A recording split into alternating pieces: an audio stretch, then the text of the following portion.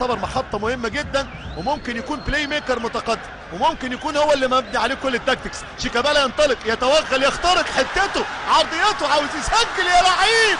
يا نهار ابيض، ده مش ممكن، ده لا لا لا، ده مش ممكن، ده ايه ده؟ ده ايه ده يا جماعة؟ ده ايه ده يا كابتن مصطفى؟ ده مش ممكن. شوف عدى ازاي، شوف عدى ازاي.